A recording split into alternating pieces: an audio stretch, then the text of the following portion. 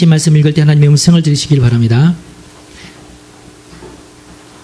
남들이 하는 말에 마음을 쓰지 말아라. 자칫하다가는 내 종이 너를 욕하는 것까지 듣게 된다. 너 또한 남을 욕한 일이 많다는 것을 너 스스로 잘 알고 있다. 나는 이 모든 것을 지혜로 시험해 보았다.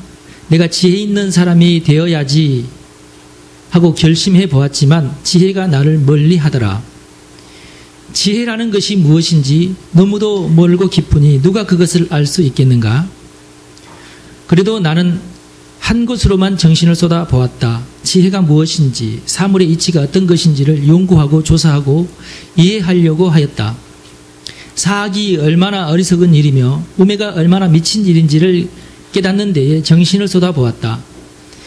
나는 또 올가미와 같은 여자 마음이 덫과 같고 손이 쇠사슬과 같은 여자는 죽음보다 더 쓰다는 것을 알았다.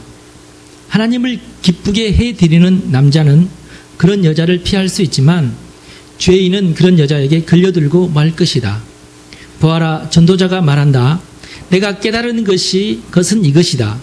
사물의 이치를 하나하나씩 찾아가는데 아직도 얻지 못하였지만 다만 찾으면서 깨달은 것은 오로지 1000명 가운데서 남자 하나는 찾을 수 있어도 1000명 가운데서 여자 하나는 찾지 못한다는 것이다. 그렇다. 다만 내가 깨달은 것은 이것이다.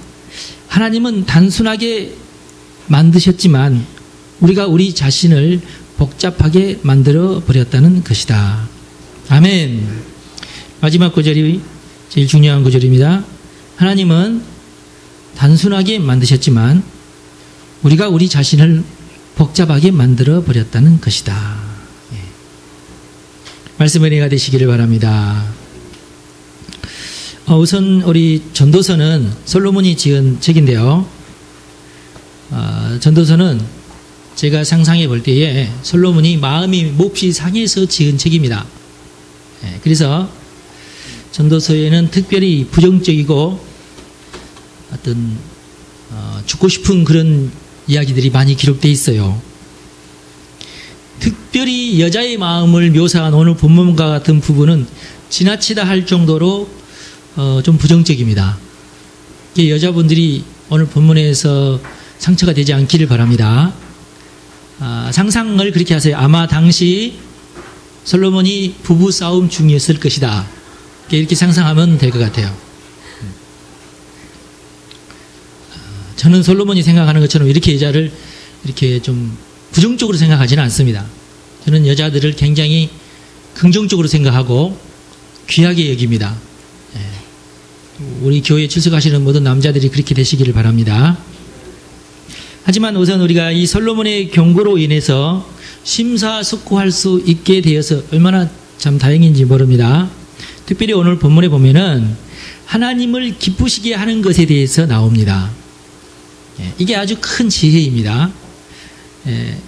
그래서 오늘 제목을 하나님을 기쁘게 하자, 그런 제목으로 삼았습니다. 어차피 제가 보니까 대부분의 인생들이 끊임없이 마귀에게 유혹당하게 돼 있고 서로 싸우고 서로 이해하지 못하고 또 고민하고 또 애쓰고 쓰고 하지만 자기가 원하는 것을 얻지 못하는 삶의 연속입니다. 그런데 제가 보니까 특별히 하나님을 기쁘게 하는 것이 없을 경우에 더 분명히 그렇다는 것을 제가 깨달았어요. 하나님을 기쁘게 하면 공고한 인생 가운데 그나마 우리에게 위로가 되고 안식이 되고 또 하나님이 주시는 기쁨이 있는데, 하나님을 기쁘게 하는 것을 우리가 소홀히 하면 여전히 아주 훌륭한 사람이나 아주 돈 많은 사람이나 아주 가난한 사람이나 할 것 없이 인생 자체가 참 힘들고 어렵고 또 수고하고 고민한 그런 삶을 사는구나, 그런 것을 제가 느꼈어요. 여러분들은 제가 축복합니다. 하나님을 기쁘게 하시기를 바랍니다. 우리가 하나님을 기쁘게 하지 못할수록 우리는 더 기쁨에서 멀어지는 삶을 살아갈 수밖에 없습니다. 하나님을 기쁘게 합시다. 예. 그래서 기쁨이 점점 줄어들게 돼 있어요. 나이가 들수록 기쁨이 막 줄어든다고 그러잖아요. 예. 어린 아이들은, 초등학생들은 하루에 400번 웃는답니다. 400번. 자기가 몇 번 웃는지도 모르고 막 웃을 거야. 어른들은 15번 웃는답니다. 15번. 어른들은 웃어도 하하하 웃음을 웃는 게 아니라 피식 웃음을 웃고 김 빠져가지고. 예. 여러분들은 몇 번 웃으세요? 한두 번 웃으십니까? 그러면 심각한 현상이니까 응급실에 한번 가보시기 바랍니다.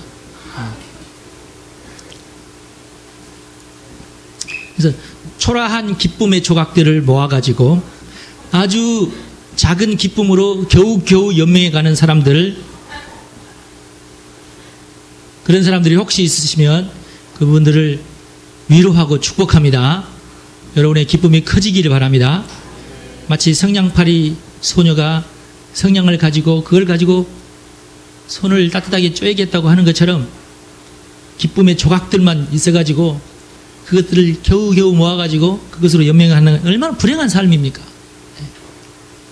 여러분의 기쁨은 아주 대박나는 기쁨들이 가득가득 날마다 대박을 이렇게 맞으면서 그렇게 사시기를 바랍니다. 기쁨 충만하십시다. 하나님께 기쁨을 드려야 돼요. 하나님이 기쁘시게 해야 됩니다. 그러면은 참 좋아요. 왜냐하면 우리 하나님이 기쁨을 만드셨습니다. 그리고 우리 하나님께서 기쁨을 주시는 분이십니다. 그래서 누구든지 하나님을 기쁘게 하지 않으면 하나님으로부터 오는 초자연적인 공급을 받지 못합니다. 하나님을 기쁘시게 하십시오. 그래서 하나님께로부터 오는 초자연적인 공급을 우리가 받아야 돼요. 사람들은 다 이 초자연적인 공급을 받아야 기쁩니다. 그게 우리는 대박이라고 그래요. 대박.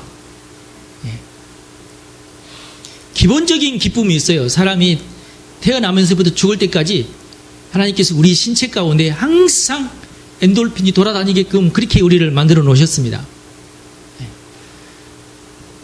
나이 어린 어린이로부터 시작해서 나이 드신 어른에 이르기까지 우리 하나님께서는 끊임없이 우리 몸에서 엔돌핀이 솟아나도록 단 1분도 엔돌핀이 없는 순간이 없도록 끊임없이 우리 하나님께서 우리의 몸에게 엔돌핀을 솟아나게끔 그렇게 만드셨습니다. 여러분 그걸 믿으십시오. 믿음으로 받아들이시기 바랍니다. 그래서 항상 우리는 기본적으로 기뻐하게 돼 있습니다. 생리적으로. 그게 정상입니다. 그래서 아주 조금만 웃겨도 사람들은 깔깔거리고 웃게 돼 있어요. 젊은 사람들은 참새만 봐도 웃습니다. 돌멩이가 굴러만 가도 그냥 깔깔거리고 웃어요. 괜히 웃어요. 근데 그게 정상이에요. 그런데 그 엔돌핀을 죽이는 일이 있습니다. 근심하고 걱정하고 미운 놈이 생기거나 짜증나는 일이 생기거나 이러면은 엔돌핀이 말라버려요. 말라버립니다. 이게 조심해야 돼요. 그래서 어른들 중에 좀 안 좋은 습관을 가지고 계신 분이 담배를 피워대는 분이 계셔요. 왜 그러냐면 이 엔돌핀이 안 나오니까 어떻게든지 담배를 통해서 니코틴을 통해 가지고 이 니코틴이 엔돌핀하고 화학적인 성분이 비슷해서 몸에서는 그것이 엔돌핀인 줄 알고 그거 가지고 기쁨을 연명하려고 해요. 그래서 담배 피우는 사람은 담배 피우지 않으면 무슨 맛으로 사냐고 그렇게 얘기를 하는데 몰라도 한참 모르는 얘기입니다. 담배를 끊기 시작하면 그때부터 다시 엔돌핀이 나오기 시작합니다. 그냥 있으면 공짜 엔돌핀을 쓰는데 뭐하러 몸 버려가면서 돈 써가면서 담배를 피워대는지는 참 알다가도 모를 일이지만 하여튼 그런 분들 있으면 축복합니다. 그런 분들도 담배를 끊고 정말 하나님이 주시는 엔돌핀으로 살아가시기를 바랍니다.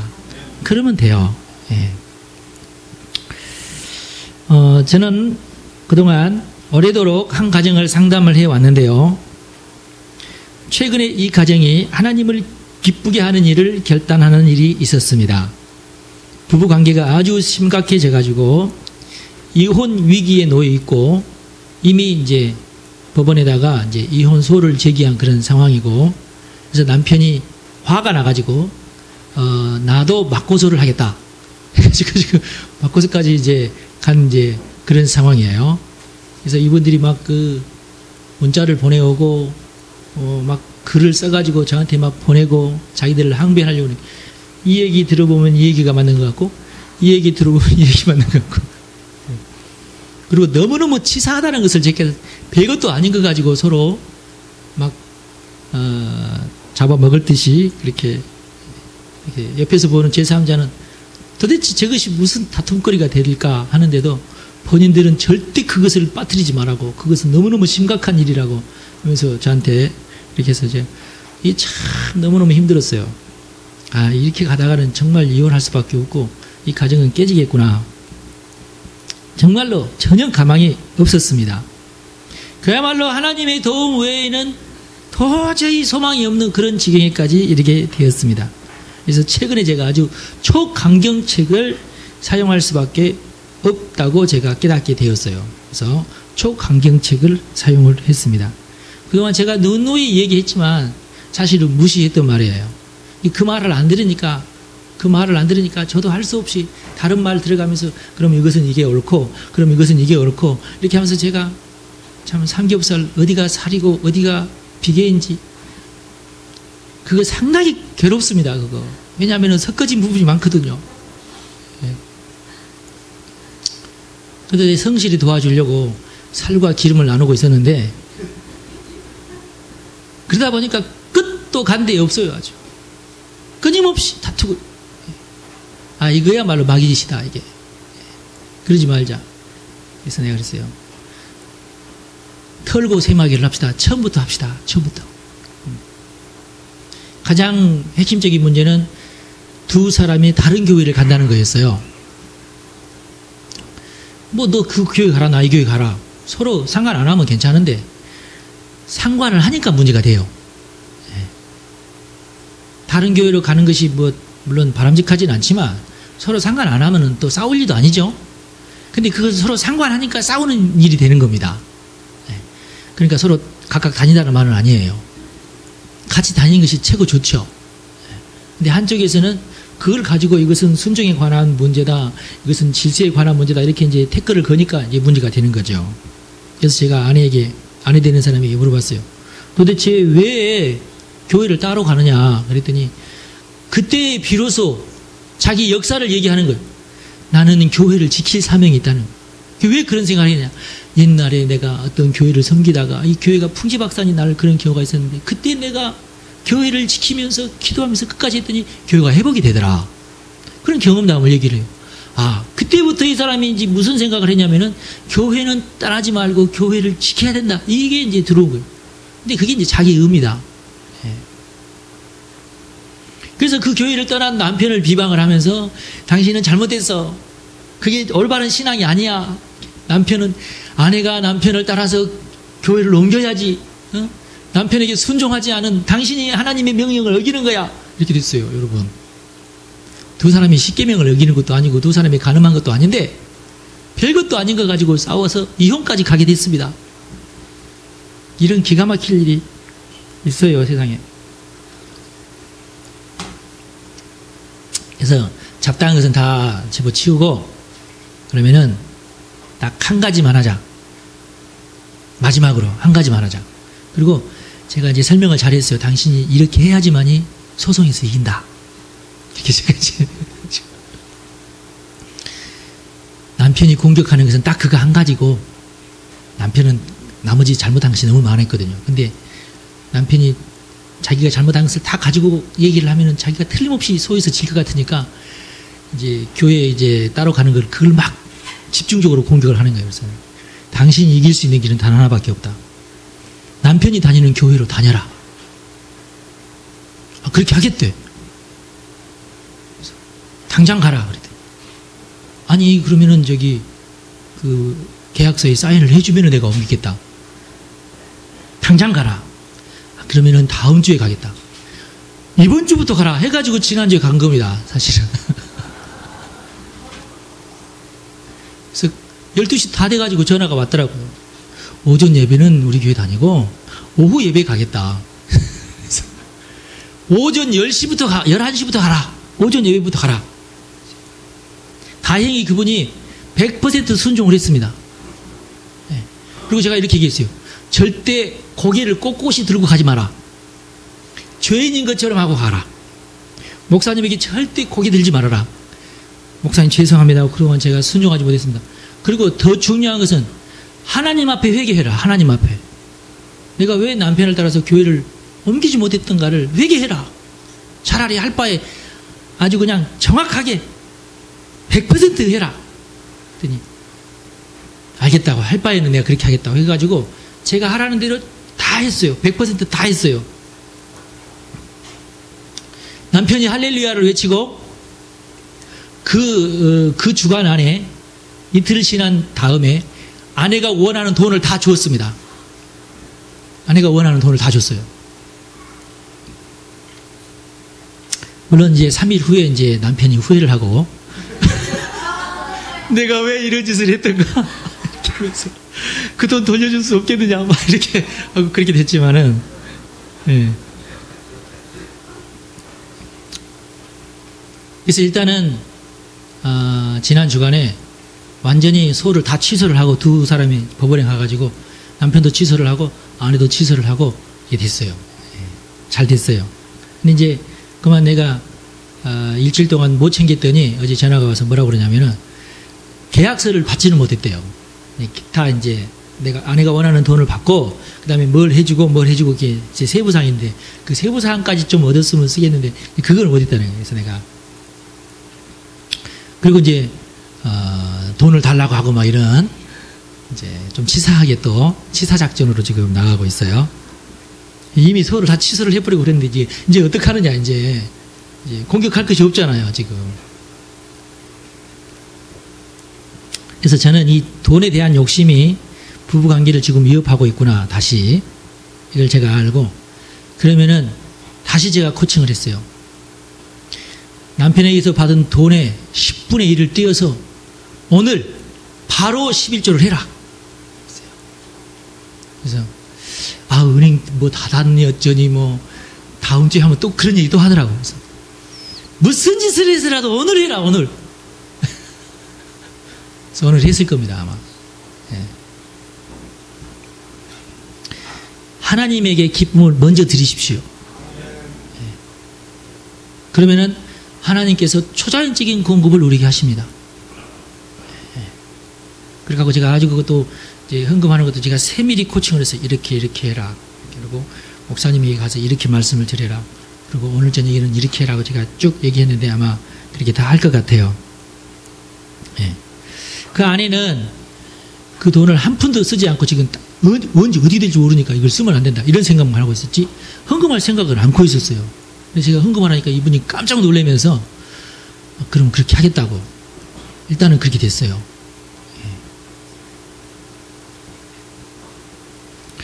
이처럼 상황을 돌파하고 마귀의 유혹을 이겨내고 그 공격을 끊을 수 있는 탁월한 방법은 하나님을 기쁘게 하는 겁니다. 하나님을 기쁘게 하십시오. 근데 제가 볼 때 수많은 그리스도인들조차도 하나님을 기쁘게 하는 일은 일단 나중으로 미루는 경향이 많아요. 여러분 하나님을 기쁘게 하는 것은 절대 미루지 마십시오. 그건 미루는 거 아닙니다. 뭐 상황이 좋아지면 좀 잠잠해지면 그때 내가 하겠다고. 여러분 그때 하면은 10분의 1밖에 안 되라고 내가 보니까 경험을 해보니까 몇 년 됐습니다. 어떤 분에게 헌금 감동이 또 우리는 또 헌금 감동이 간혹 와요. 하나님께서 아무개 찾아가서 헌금하라고 해라. 몇 번 말씀하셨어요. 이게 사실 목사로서 힘든 일이잖아요. 하나님께서 말씀하시기를 2억 원 헌금하라고 해라. 근데 네 입에서 2억 원을 하라고 하면은 뒤로 반드시 나자빠질 것이다. 그러니 2천만 원만 하라고 해라. 그분이 2억 원을 헌금할 충분한 재력이 있었는데 하나님께서는 제 양반은 틀림없이 그렇게 하면은 뒤로 기절할 것이다. 그러니까 그렇게 하지 말고 2천만 원만 하라고 해라. 그래서 그날 당장 제가 갔어요. 그날 당장 제가 차를 타고 가가지고 나를 보냐마자 막 이 사람이 어쩔 줄을 모르면서 막 손을 잡고 말이지. 그날에도 내가 헌금 얘기하지도 않았는데 그날에도 내가 헌금하려고 했다고 하면서 한 300만 원 내가 할 거라고 계좌번호 어디냐고 이렇게 막 그러는 거예요. 그래서 제가 그랬어요. 300이 아니고 2천입니다. 그랬더니 그때부터 이분이 막 덜덜덜 떨기 시작하면서 말을 더듬기 시작하더라고. 원래 더듬는 분이 아닌데. 그러면서 깜짝 놀라면서 그렇지 않아도 어제 갑자기 내가 보유하고 있던 주식을 팔 그런 느낌이 와서 팔았는데 딱 2천만 원이다. 그러는 거예요. 예. 그거 봐라. 하나님 속으로 내가 하나님이 그렇게 하셨구나. 그분 2천만 원 헌금했습니다. 그때. 그렇게 하고요. 몇 년이 아주 형통하게 잘 되더라고. 참 놀라웠어요. 저는 그런 거 보면서. 예. 하나님이 살아계십니다. 우리가 하나님에게 기쁨을 드리면 하나님은 우리에게 돌파를 주시고 우리에게 아주 큰 것을 우리에게 선물을 주세요. 이걸 우리가 믿어야 됩니다. 이게 원리입니다. 그러면 우리가 원하는 만족을 얻게 되는 것입니다. 기쁨을 만드시는 이가 하나님이십니다. 원칙입니다. 이게 기쁨을 주시는 분도 하나님이십니다. 그리고 또 우리가 항상 기뻐할 수 있도록 계속해서 우리에게 기쁜 마음을 주시는 분도 하나님이세요. 영원토록 우리 하나님께서는 우리에게 기쁜 마음을 부어주십니다. 반면에 우리가 하나님을 기쁘게 해드리면 우리 하나님께서는 그거에 대해서는 돌파할 수 있는 보상을 우리에게 주십니다. 이게 원리예요. 그러니까 하나님의 기쁨의 근원이시고 하나님이 우리에게 놀라운 기쁨을 날마다 주시지만 반대로 우리도 하나님에게 기쁨을 드려야 됩니다. 네. 하나님으로부터 기쁨을 받으려고만 하지 말고 우리도 하나님에게 기쁨을 드리려고 해야 됩니다. 하나님을 기쁘게 하시려고 해야 됩니다.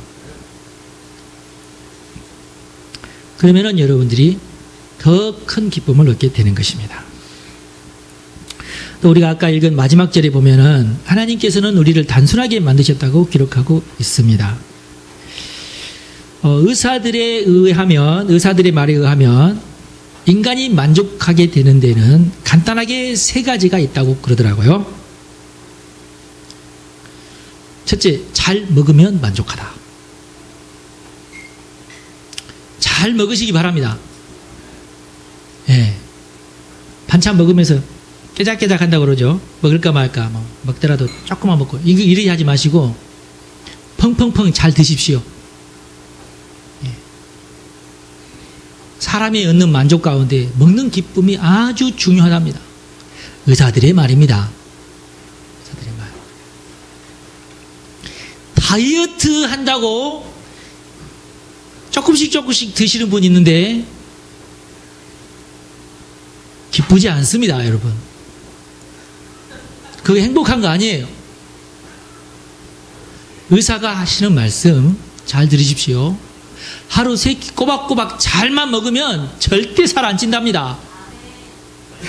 왜 살찌냐? 다이어트 한다고 조금씩 먹다 보면은 몸에서는 왜 이렇게 조금 먹느냐? 다른 거 집어넣어. 그래서 과자 먹고 비스켓 먹고 이러다가 살찐대요. 예. 밥 잘 먹으면 절대로 군것질 안 한답니다. 할 마음도 안 생기고. 그리고 꼭 한 숟가락에 반찬 3숟가락 꼭 먹으래요. 밥 먹어서 살찌는 거 절대 아니랍니다. 예, 여러분 그 의사 말을 믿으십시오. 그래서 그리고 몸이 잘 알아서 꼬박꼬박 우리에게 음식을 넣어주면은 몸은 잘 알아서 내게 필요한 열량만 딱 몸에서 이렇게 건지고 나머지는 다 배설시켜요. 예, 그걸 믿으셔야 돼요. 내 몸에 필요한 열량만 얻습니다. 그런데 내가 이 불규칙적으로 식사를 하면 간이 놀래가지고 이 친구가 또 언제 밥을 안 먹을지 모른다 싶어가지고 일단 들어온 대로 일단 다 잡아드려요.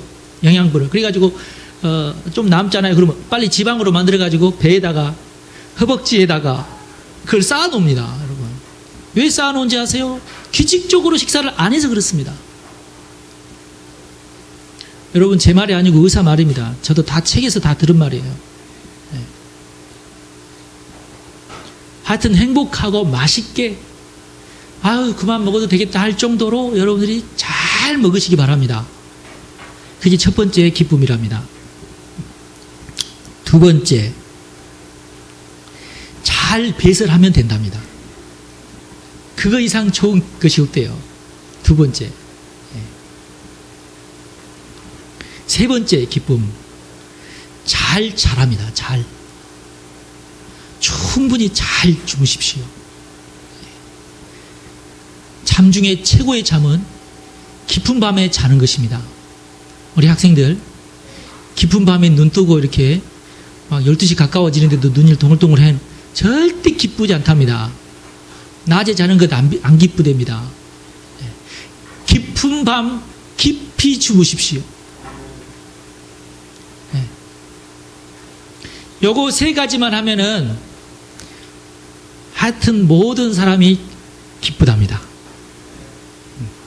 그러면 여러분, 그 이 세 가지만 여러분이 잘 하시면, 놀랍게도 여러분들이 100가지 문제가 있잖아요. 아, 힘들고 어렵고 잘 풀리지 않고 고통스러운 100가지 문제 중에서 90가지는 사라집니다. 요 세 가지만으로도. 네. 제발 여러분 믿으십시오. 네. 나머지 10%는 하나님을 기쁘게 하십시오. 그러면은 100% 만족하게 돼 있어요. 근데 나머지 10%가 문제인데, 사람은 너나 할 것 없이 100% 만족하지 않으면은 찜찜하게 돼 있어요.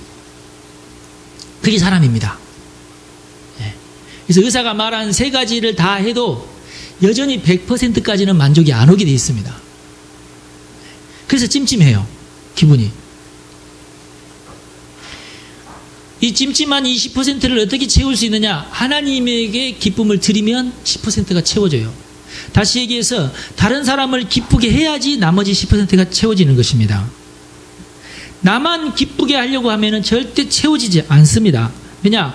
우리는 하나님의 형상을 닮은 존재이기 때문에 그렇습니다. 그래서 사람은 사람인 이상 절대 스스로를 만족시키고 스스로를 기쁘게 해가지고는 절대 만족시킬 수가 없어요. 반드시 하나님으로부터 오는 기쁨이 있어야 되고, 하나님께서 만족시켜주는 것이 있어야 되고, 하나님의 명령에 내가 순종해야 되고, 그 순종할 때에 진짜 만족을 얻습니다. 사람은 너나 할 것 없이 대박이 필요해요.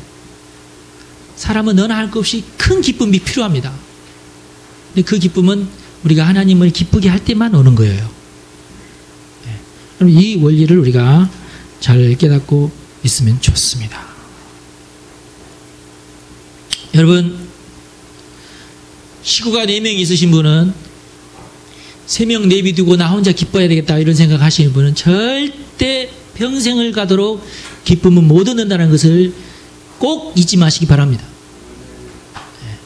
식구 중에 단 한 명이라도 기뻐하지 않고 있다면 다른 사람들은 노력을 해서 그 사람이 기쁘게 해야 돼요. 그래야 진짜 행복합니다.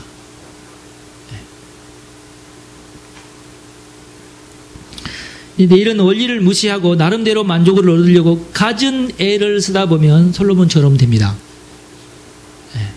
솔로몬이 말년에 행복하지 못했어요. 솔로몬이 말년에 왜 행복하지 못했는지 오늘 본문 말씀을 보면서 한번 생각해 보도록 하겠습니다. 솔로몬이요, 그 놀라운 지혜를 가지고 만족을 얻어보려고 별짓을 다 했습니다. 21절에 보니까 남들이 하는 말에 마음을 쓰지 말아라. 자칫하다가는 내 종이 너를 욕하는 것까지 듣게 된다 그랬어요.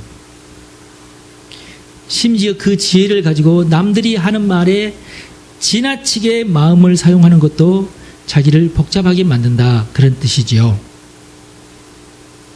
남의 말은 그냥 참고 삼아 들으시고 오직 하나님의 말에 집중해서 들으십시오.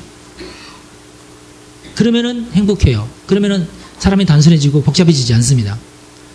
그러면은 그냥 우리가 만족을 얻습니다. 하나님의 말씀만 들으세요. 집중해서 들을 수 있는 것은 하나님의 말씀입니다. 영적 리더의 말만 집중해서 들으세요.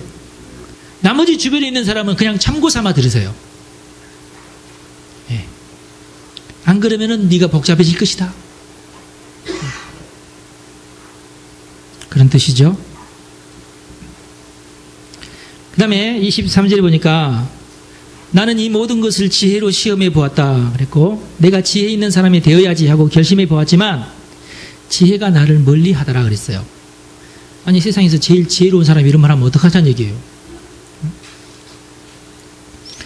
세상에서 가장 지혜로운 사람이 참으로 지혜로운 말을 지금 했습니다. 그게 뭐냐면은 지나치게 지혜롭지도 말아라 그 말이에요.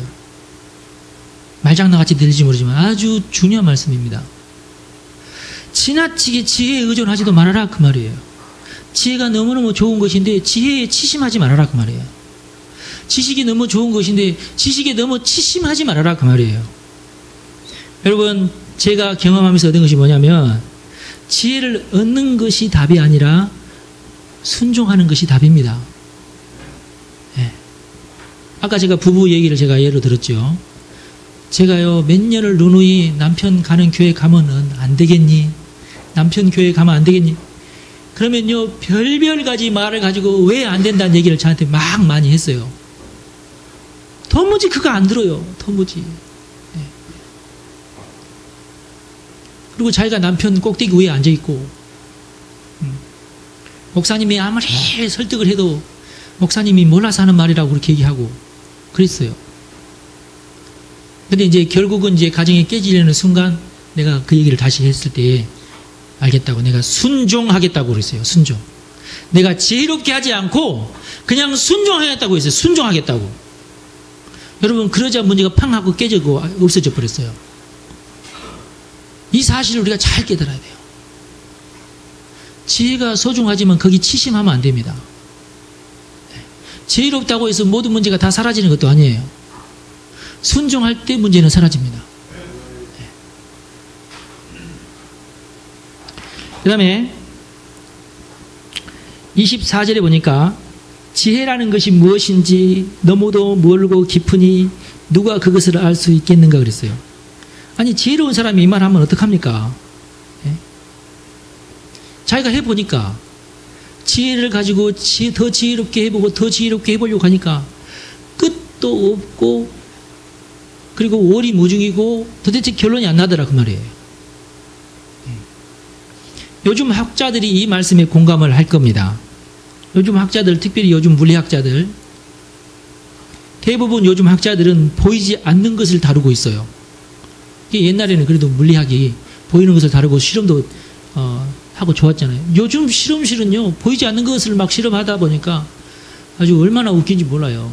쿼크를 쪼개야 된다나 어쩐다나, 보이지도 않는 쿼크를 어떻게 쪼갭니까? 그래서 뭐 가속기를 만드는데 뭐 수킬로나 되는 가속기를 만들고, 예. 얼마나 고생하는지는 몰라요. 결국에는 뭐냐면 이것이 보였다 안 보였다 하다라는 것을 과학자들이 이제 깨달았습니다. 이제 물질이라는 것이 있다가도 없다가도 하는 것이 물질일 수 있어요, 여러분? 지금 과학자들이 내린 결론이 그거예요. 물질은 있는 것 같다가도 없는 것이 물질이다. 말이 되냐고, 이게. 예. 물질을 쪼개고 봤더니 결국은 에너지만 남더라는 거예요, 그냥. 예. 이 에너지도 있다가 없다가 그러더라는 거예요, 이게. 요즘에 이렇게까지 왔어요, 지금. 물리학의 세계가. 예. 죄송합니다, 여러분. 물리학자도 아닌데 물리학 얘기를 해서 죄송한데, 저는 물리학에 관심이 많습니다. 그래서 그런 얘기들을 제가 쭉 이렇게 책을 통해서도 보고 그러거든요. 현상이 지금 그렇습니다. 심지어는 솔로몬이 참 이상한 연구까지 했어요. 25절에 보니까 그래도 나는 한 곳으로만 정신을 쏟아보았다. 지혜가 무엇인지, 사물의 이치가 어떤 것인지 연구하고 조사하고 이해하려고 하였다. 참 대단한 사람이죠. 그리고 뭘 또 연구했냐면 사악이 얼마나 어리석은 일이며 우매가 얼마나 미친 일인지 깨닫는데 정신을 쏟아보았다는 거예요. 예. 이걸 좀 쉽게 얘기하면은 이 솔로몬이 심지어는 어리석음의 촉도와 악함의 상관관계를 지금 측정하려고 하고 있어요, 이걸. 그리고 이 어리석음이 미친 정도와는 또 어느 정도 어떤 상관관계가 있느냐, 이걸 지금 연구해요. 지금 어떻게 보면 상당히 범죄 심리학적인 그런 연구인데요. 예. 그러니까 이 사람이 멍청할수록 더 죄를 짓는가, 이걸 연구했다니까, 쉽게 얘기하면. 예. 그리고 이 사람이 얼마나 미친 정도가 얼마나 심해야 거기에 어리석음으로 나타나는가, 그거까지 연구를 하고. 예. 상당히 재밌는 사람이에요. 이렇게 이제 범죄 심리학을 많이 연구하다 보니까 유명한 솔로몬의 재판, 예, 이런 것까지 나오고 그랬잖아요. 그리고 또 여자의 마음을 또 연구했어요. 이 연구는 제가 볼 때 실패한 연구 같은데, 26절에 보니까 나는 또 올가미와 같은 여자의 마음과 덫과 같은 여자의 마음, 또 손이 쇠사슬과 같은 여자, 이런 걸 또 연구를 했어요. 예. 그리고 시적으로 표현을 해놨어요. 손이 쇠사슬 같은 여자는 죽음보다도 더 쓰다 그랬어요. 와. 아내가 여럿이 있는데 그 여럿 있는 아내 가운데 손이 쇠사슬 같은 아내가 있었나 봐. 하여튼 그 아내하고 같이 있으면은 꽁꽁 묶어버렸나 봐, 솔로몬을. 이렇게. 여자분들은 이해가 되실 거야, 이게. 다행히 여러분들은 아내가 한 분이시죠? 얼마나 참 감사한지 몰라요. 솔로몬은 아내가 일단 기본으로 1000명. 그렇습니까? 1000명이 솔로몬을 가운데 놓고 올가미와 같은 마음으로, 덫과 같은 마음으로, 쇠사슬 같은 손으로 이렇게 했다고 생각을 해보세요. 얼마나 솔로몬이 고통스러웠겠는가, 여러분들이 짐작을 하시기를 바랍니다. 네. 지금 요즘에는 이 연구가 아주 한창 활발해져 가지고 남자와 여자에 대해서 잘 연구를 하고 아주 깊이 있게 생리학적으로도 연구를 해가지고 남자가 왜 여자하고 다른지에 대해서 잘 설명을 해놓고 있지 않습니까? 근데 당시에 솔로몬이 아무리 자기 혼자 연구하는데 그것까지 치밀하게 연구하지는 못했을 거 아니에요. 그리고 자기 주변에 수없이 자기를 괴롭히는 여자들로 이렇게 둘러싸여 있으니까 내가 볼 때 이 솔로몬은 여자에 대한 연구만큼은 실패를 했지 않나 싶어요. 예. 너무 많은 여인들을 상대하다 보니까 그랬을 가능성이 큰데요. 왜냐하면 여인은 자기 혼자 사랑을 받으면 절대로 안 그러는데, 예, 여러 여인들과 이 사랑을 나눠 가져야 된다고 생각을 하면은 이 여자들은 그때부터 여자가 아닙니다. 예, 중상과 모략, 질투, 예, 그런 것의 대가들이 다 돼가지고,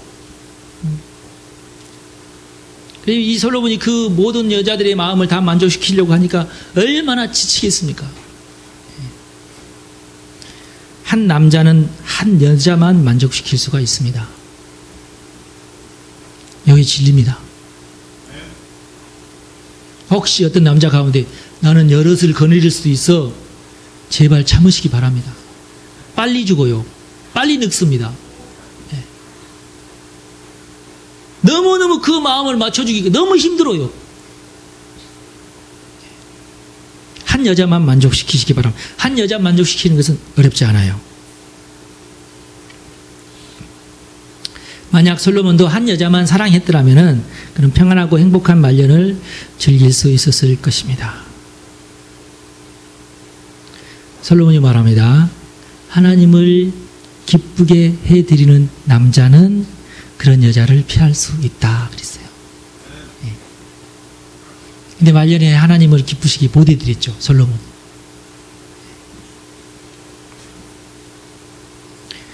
스스로가 이렇게 고백하고 있는 죄인은 그런 여자들에게 걸려들고 만다. 자기 이야기를 하는 거죠. 자기 얘기를. 29절에 이렇게 기록하고, 그렇다. 다만 내가 깨달은 것이 이것이다. 하나님은 단순하게 만드셨지만 우리가 우리 자신을 복잡하게 만들어 버렸다. 하나님을 기쁘게 합시다. 인생 그렇게 복잡하지 않습니다. 하나님은 우리를 아주 단순하게 만드셨어요.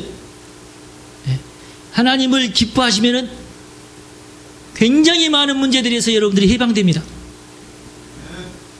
오늘부터 여러분 머릿속에 있는 모든 복잡한 생각들, 여러분이 스스로 지혜롭다고 생각한 그 모든 것들을 다 잊어버리시고 그냥 하나님이 주시는 기쁨으로 기뻐하시고 또 하나님께 기쁨을 드립시다. 예. 그러면은 여러분의 나머지 생애가 아주 만족스럽고 행복할 줄로 믿습니다. 기도하겠습니다. 하나님 감사합니다. 오늘 솔로몬의 말을 통하여서 우리에게 주시는 여러 가지 계시를 인해서 감사하나이다. 이제부터 내가 하나님을 기쁘게 하기 원합니다. 하나님으로 만족하기를 원합니다. 하나님께 더 가까이 가기를 원합니다.